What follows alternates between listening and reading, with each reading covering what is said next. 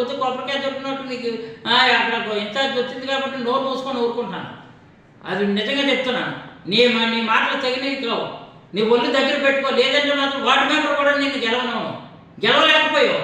పంచాయతీలో అన్ని వార్డు మెంబర్లు కనీసం ఒక ఎంపీటీసీని గెలుచుకోడిపోయావా?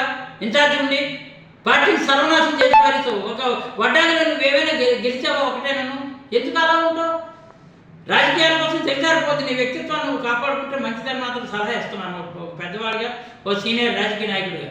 ఎవడో కొట్టంగాడు వచ్చేమో 5 ఏళ్ళు పూర్తాలో 15 ఏళ్ళు అనుభవం రాజకీయ అనుభవం.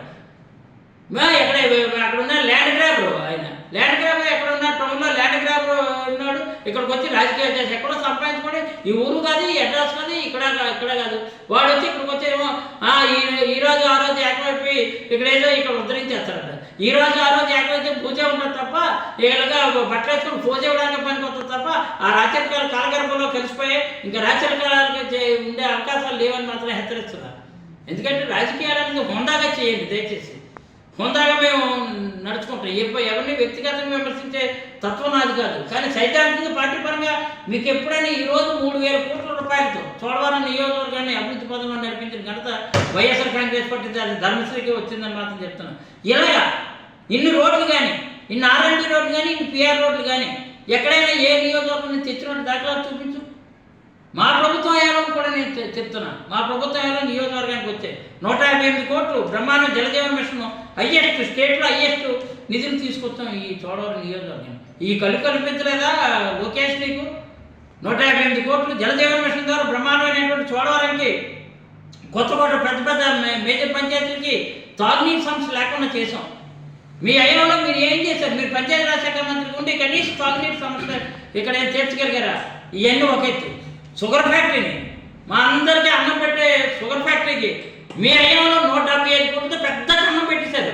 ఆ రోజు ఉన్నటువంటి గునూరు మన్నేడు అవ్వచ్చు, ఆ రోజు ఉన్నటువంటి రాజు అవ్వచ్చు. ఆ రోజు నువ్వు మంత్రిగా ఉన్నావు. నువ్వు కళ్ళు మూసుకొని ఆ రోజు ఉన్నావా ఏంటి? నువ్వు కనీసం ఒక 10 కోట్లైనా గ్రాంట్ రూపంలో నువ్వు ఇచ్చినటువంటిది ఒక్కటి చూపించు. ఆర్డర్ రూపంలో నేను 80 కోట్లు తెచ్చాను గ్రాంట్ రూపంలో. నువ్వు కానీ నీ బాబు కానీ చంద్రబాబు కానీ నువ్వు కానీ కనీసం 10 కోట్లు గ్రాంట్ రూపంలో ఇచ్చినటువంటి దాఖలా 10 కోట్లు.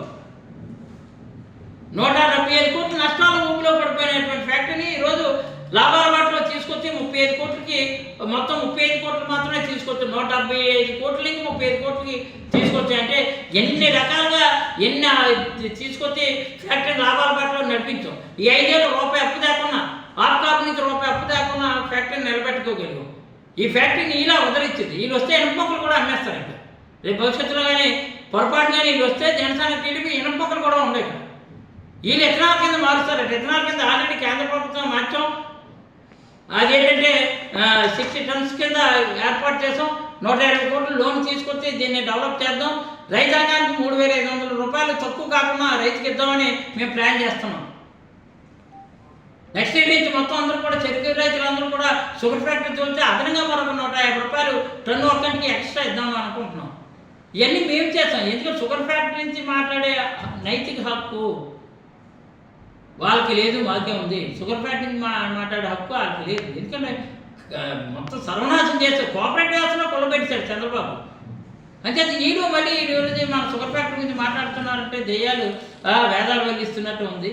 అంచేత లోకేష్ బాబు ఎవరో స్క్రిప్ట్ రాసిందని ఇష్టం వచ్చినట్టు వాగితే నీకేంటంటే నీకు శంకరం పోయి ఎంత పూరిస్తే మాత్రం దాంట్లో గాలి ఉంటేనా కదా. అంచేత వెలవాలపోతున్నటువంటి శంకరాన్ని చూసి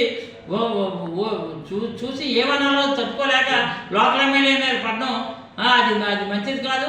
ఎందుకంటే ధర్మశ్రీ అనేవాళ్ళు ధర్మంగానే ధర్మబద్ధంగానే ఈరోజు బ్రహ్మాండమైనటువంటి నిజాయితీతో కూడుకున్నటువంటి పరిపాలన అందిస్తున్నాం. ఒక బ్రహ్మాండమైన ఏ రోడ్డు చూసుకోండి, ఏ రోడ్లని ఇంకా వస్తున్నటువంటి రోడ్లు లెక్కేస్తే తోటకూరపాలెం రోడ్డు 3 కోట్లతో శాంక్షన్ చేయించాం. టెండర్ రేపే ఓపెనింగ్, రేపే లాస్ట్ డేట్. తోటకూరపాలెం రోడ్డు 3 కోట్ల రూపాయలు తీసుకొచ్చాం. గుడివాడ రోడ్డు బ్రహ్మాండంగా పూర్తి చేసాం. ఐతంపూడి రోడ్డు బ్రహ్మాండంగా పూర్తి చేస్తున్నాం. మరివలస గొల్లపాలెం రోడ్డు బ్రహ్మాండంగా పూర్తవుతుంది. ఈరోజు ఈ నెలాఖరికల బీటీలు ప్రారంభోత్సవాలకి సిద్ధంగా ఉన్నాయి. ఇవన్నీ కళ్ళు కనిపించలేదా? ఏంటి నువ్వు చేసినటువంటి పని ఏంటి? మీ అయ్యంలో చేస్తుంటే ఈరోజు ఈ 5 ఏళ్ళలోనే ఈ రోడ్లన్నీ పాడైపోతాయా? ఇన్ని రోడ్లు ఏటికేరేపేట రోడ్డు ఈ రోజు ఉన్న బీబీపట్నంలో బ్రహ్మాండమైన సిమెంట్ రోడ్డు ఏర్పాటు చేసిన, గడ్డిపల్లి దగ్గర సిమెంట్ రోడ్డు ఏర్పాటు చేసిన, కోట్ల రూపాయలు ఖర్చు పెట్టి చేసిన, ఇవన్నీ నా హయాంలో చేసాం. ఈరోజు 150 కోట్లు దేవాలయాలు ఆధునీకరణ కోసం 150 కోట్లు టీటీడీ నుంచి తీసుకొచ్చి ఈ మొత్తం అన్ని పంచాయతీ ఒక దేవాలయం 10 లక్షల రూపాయలు ఇచ్చి నిన్న మైతర్లపాలెం కానీ గంధవరం కానీ గౌరవరం కానీ బ్రహ్మాండమైనటువంటి దేవాలయాలు నిర్మాణాలు చేస్తాం.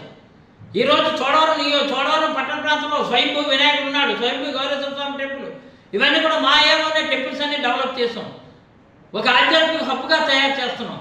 ఇవన్నీ చూసి పోనీ ఇవన్నీ మేము చేసినవి మీరు చెప్పక్కర్లేదు, అంతేగాని వ్యక్తిగతమైన విమర్శలు చేస్తా మాత్రం ఉపేక్షించేది లేదు.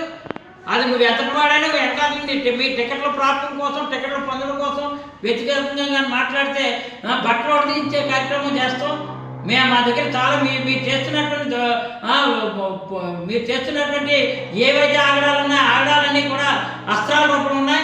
అస్త్రాలు సంబంధించి మీ వస్త్రాలు కూడా తీసే బాధ్యత తప్పనిసరిగా వైఎస్ఆర్ కాంగ్రెస్ పార్టీ తీసుకుంటుంది.